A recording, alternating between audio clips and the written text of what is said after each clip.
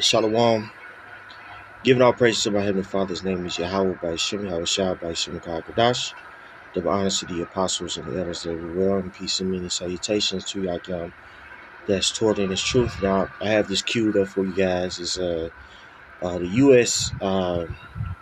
Experiment on humans with radioactive oatmeal and mysterious fog. This was a city, well, I should say a neighborhood in St. Louis, and it was predominantly so-called Negro, which the so-called Negro make, uh, or I should say, a part of the true nation of Israel, the so-called Negro, Latino, and Native Americans. Also foreign Israelites that might look like other nations, but are in fact Israelites. This is not a skin color doctrine. But what you see in this particular video here is, Esau Edom,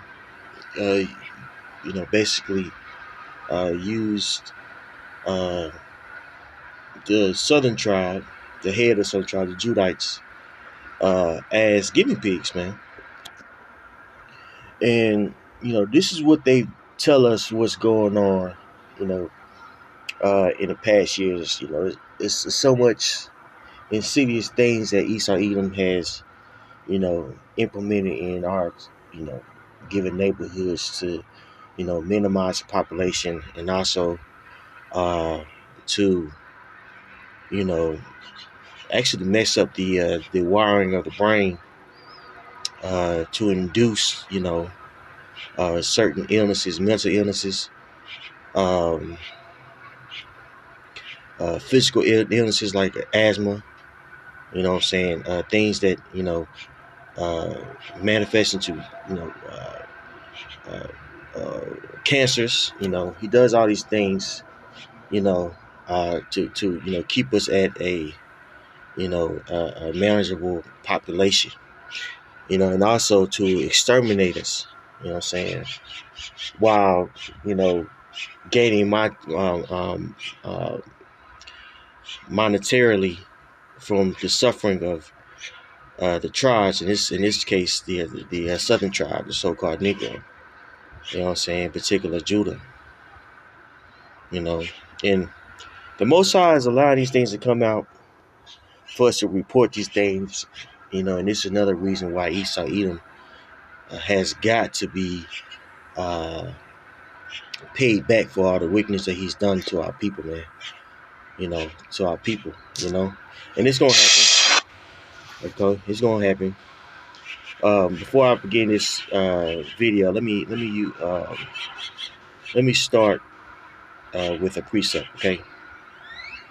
Now this is Ezekiel 35:5, because thou hast had a perpetual hatred, and hast shed the blood of the children of Israel by the force of the sword in the time of their calamity, in the time that their iniquity had an end.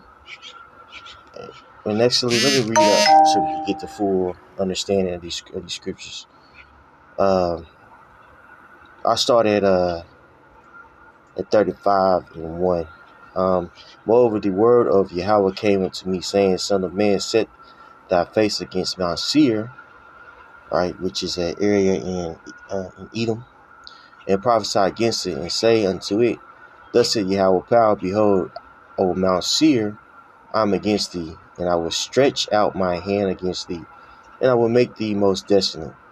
I will lay thy cities waste, and thou shalt be desolate, and thou shalt know that I am Yahweh, because thou hast had a perpetual hatred, and hast shed the blood of the children of Israel by the force of the sword in the time of their calamity. And that sword manifests into many forms. One form is biochemical warfare, and Esau Edom has used this tactic of war on the tribes for decades. Okay, whether it be subpar food, subpar liquor. The liquor that's sold in our neighborhoods is filth. It's straight filth. You know, they ain't gonna malt liquors, things of that nature.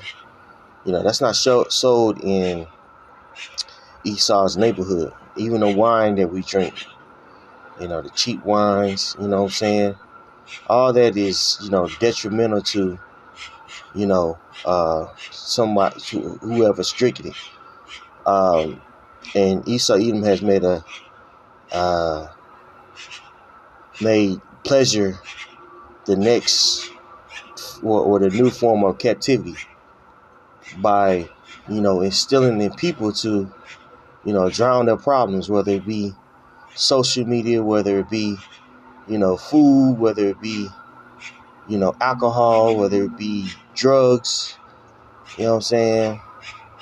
And he capitalizes off of it by making it synthetic, by diluting it with all these additives that cause cancer, right? And the masses of people, they're hooked on it, And the people who are poor, they're able to pleasure themselves, but it leads to death. You know what I'm saying? In all shapes and fashions and forms. You know what I'm saying? And Esau Edom, has targeted, the tribes with pleasure. You know what I'm saying? So that form of the sword is very subtle, right? What that word subtle means is very hard to see, but it's a way in which people are destroyed, man. Okay. In this case, we're alluding to biochemical warfare, right? Or environmental racism, which I'll get you that term. So, because thou hast had a perpetual hatred and hast shed the blood of the children of Israel by the force of the sword in the time of their calamity, and in the time that the iniquity had an end. Therefore, as I live, said Yahweh power, I will prepare thee unto blood, and blood shall pursue thee. Since thou hast not hated blood, even blood shall pursue thee. Right, so because Esau Edom has shown nothing but malice and hatred towards the tribes, the Most High is going to end him in malice and hatred. Just like how what he exhibited, towards us. Okay, all right. Man, as I'm speaking, I'm thinking about this. The apostle had brought this out at camp on Friday. Okay. Colossians 3:25, but he that doeth wrong shall receive for the wrong which he have done, and there is no respect of persons, right? So that wickedness that Esau Edom has put out, guess what? It's going to come back on him. And one way in which he's being, that reciprocity is being brought back on him, is first being revealed by the Holy Spirit, revealed by his prophets, and even these truthers out here, these other nations, that are sent to really expose this guy, man. And one way in which this guy is exposed is via environmental racism. Okay, let me get you that term. Environmental racism, this is AI review. Environmental racism is the disproportionate exposure of racial minority communities to environmental hazards through policies and practices, often resulting in adverse health outcomes like higher rates of cancer and respiratory illnesses. It stems from systemic rate discrimination, such as the historical legacy of discriminatory housing practices, which led to the placement of toxic waste sites in industrial factories in communities of color. Right, and one area that I'm thinking about down here in Texas is places like South Dallas. They tried to gentrify the area, but more than likely it's not gonna be gentrified because it's right by, it's right by the water filtering facility. It's right by certain recycling factories. Certain factories that produce, toxins in the air. You know what I'm saying? And when you meet these guys from South Dallas, man, they be on edge, man. You know what I'm saying? A lot of them, grew up in straight filth. You know what I'm saying? Whether it be culturally or environmentally speaking, man. I'm talking about you guys, they bugged out. You know what I'm saying? And that's by design by Esau Edom, bro. You know. It says the term was coined by Reverend Ben Chavis in the 1980s, and efforts to combat it are rooted in the environmental justice movement, which advocates for equitable environmental policies and community involvement. All right, so let's play this video for you guys, man. Now to a News Nation exclusive investigation into a secret government experiment that was carried out in St. Louis. Residents tell us they still remember a mysterious fog. Children would run through it. Mothers would try and close their windows against it. For decades, they all had questions, and now we're seeking answers. The United States Army now admits that it sprayed a chemical that contained cadmium, a known carcinogen, on a neighborhood of more than 10,000 people. Critics say this was done with no warning and no consent. Well, tonight we return to the site of that demolished neighborhood and speak with former residents who believe the government turned them into human test subjects. Although the Army admits that the test happened, it is not admitted to harming the residents. Natasha. So the Army admitted that, they were doing, biochemical warfare tests on U.S. Residents, which this right here shows you that this is not our rest, man. Hey, Micah 2 and 10. Micah 2 and 10 out there. We'll grab that. We'll grab that after I play this for you guys. Okay? Well, this shows you that, the U.S. has never deemed you so-called Negroes as, true residents. Okay? Till this day, Jake is changing, the certain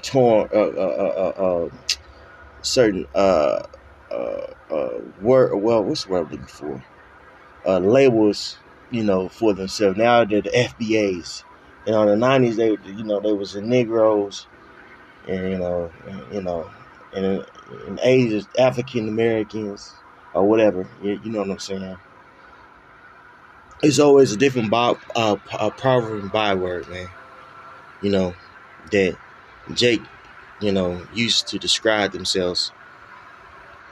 And the reason why is because they feel a sense of distance from this place. This place here, we were never brought here to flourish as a nation.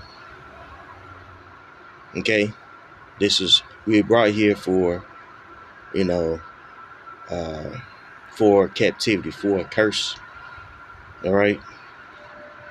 News Nation's Natasha Zuvez investigates what was in the fog and why the truth may still be buried.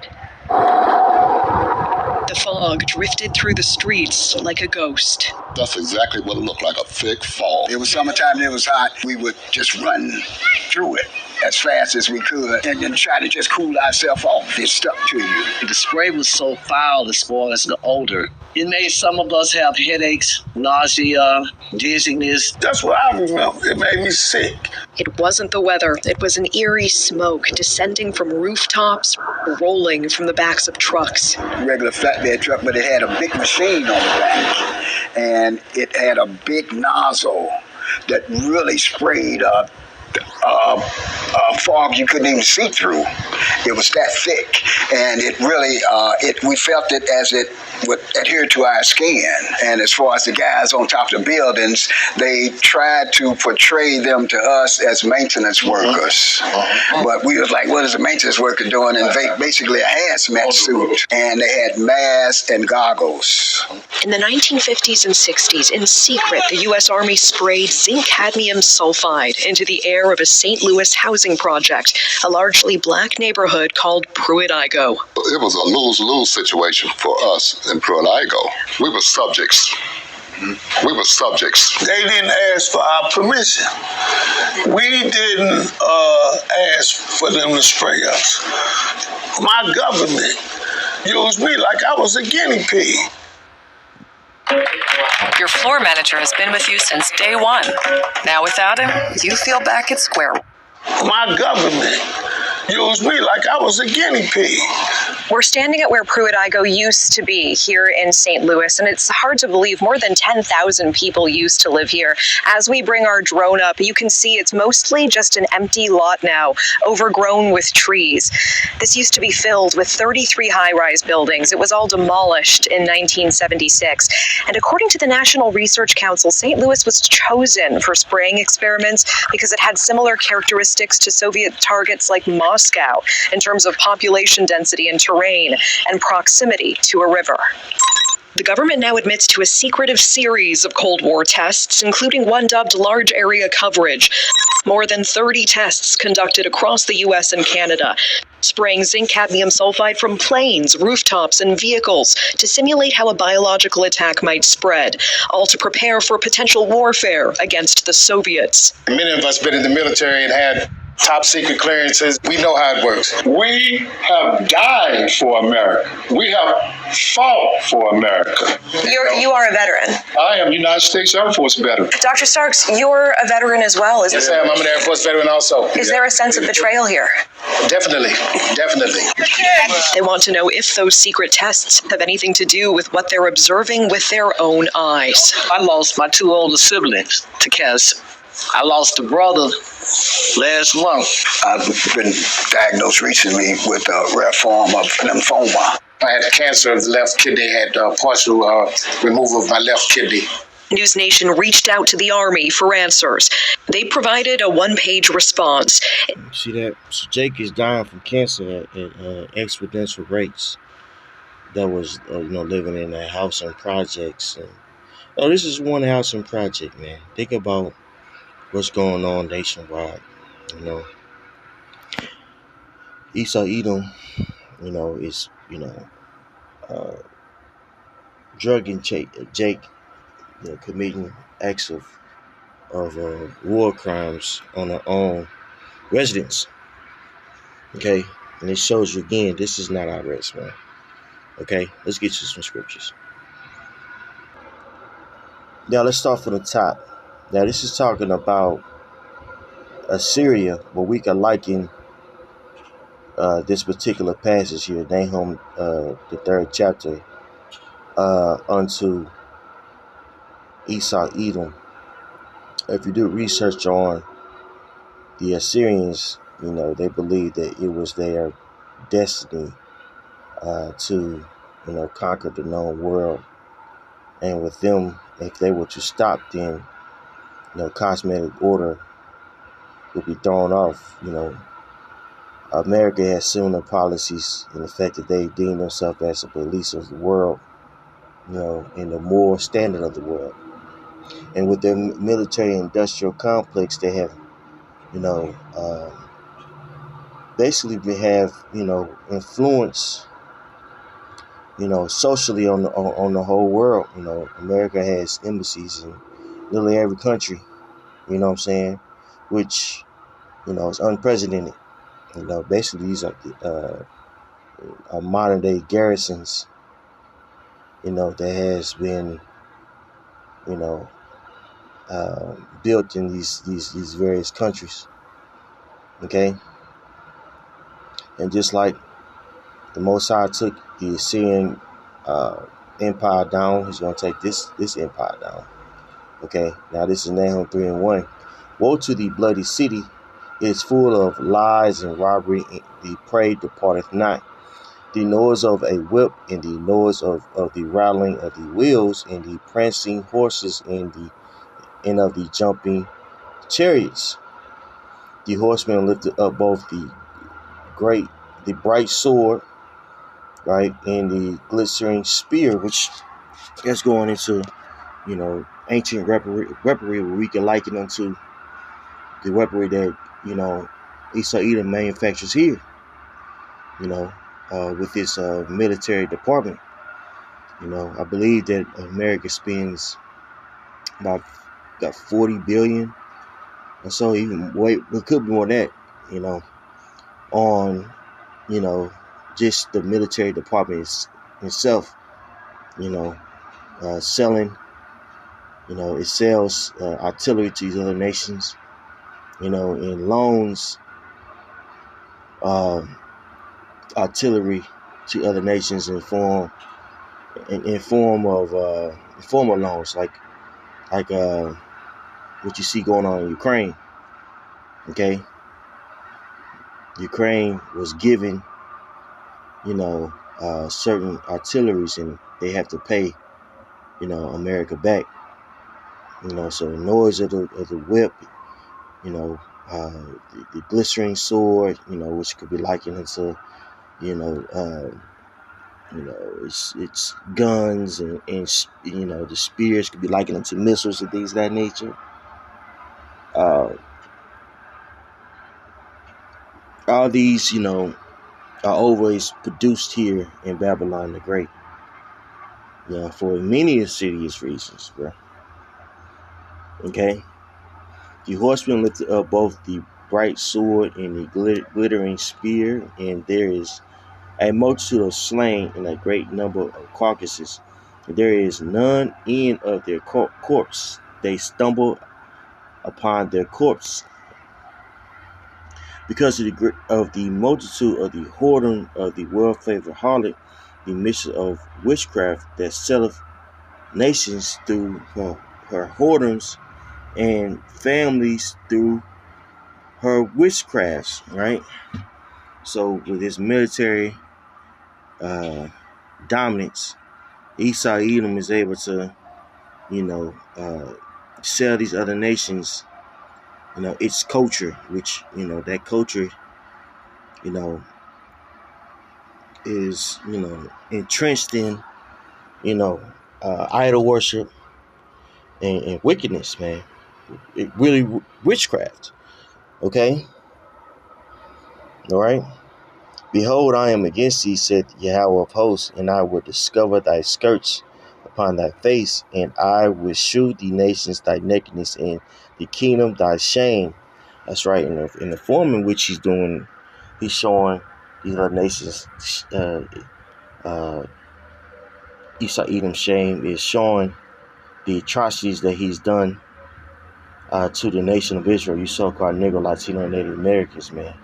And it seems like, his wicked deeds are unsurmountable. Like, it just goes on and on. When we get to the kingdom of heaven, or when the elect, hopefully I'm part of it, get beamed up, and he shows us all the wickedness that this man has done, man. We gonna, hey, and we get that power, man. Most High, we gonna fuck Esau Edom up, man, for the wickedness that he's done. Okay. All right. Verse 6, and I will cast abominable filth upon thee, and make thee vile, and will set thee as a gazing stock, man.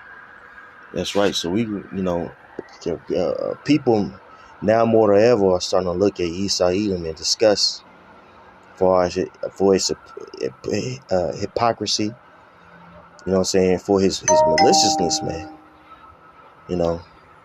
And his violence, especially against the nation of Israel. You so-called Negro, Latino, and Native Americans. Okay, and more to come. More to come. That's why it's important, as this place falls, that we take our minds out of this place, because this place here was never meant for us to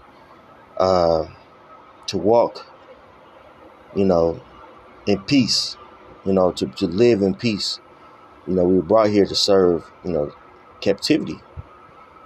Okay. And things like, as I just showed you, shows us, where we are. We're in our hell. But eventually, the Most High is going to save us out of this place via his son, Yahushua. Okay? It is starting with the elect. So whoever have ears to hear, let them hear. We're pilgrims passing through this place. This is not our rest. And you have to know that for yourself, because you'll get simple and being simple makes you weak. Trying to forge yourself in a corrupt world like this, man. Okay? So we got to seek the Lord and not pleasure. Easier said than done. Micah 2:10, arise ye and depart, for this is not your rest, because it is polluted. It shall destroy you, even with a sword destruction. So believing in this place will destroy you with a sword destruction, man. And there's endless examples of this. You got those guys saying, I feel betrayed by my country, and they serve their country, right? They should be compensated for that, But the U.S. Army's gonna sweep it underneath the rug, give those guys a pat on the back, a nice pension, a VA loan, and tell them to shut the hell up, and bring up Chicago. What about Chicago? This is the guy that we're dealing with. All right? But you know what, though? It's okay. Because the Most High sees the wickedness of Esau Edom, he's going to judge. He's going to be taken out of the way. All right? Praise, edifying, shalom.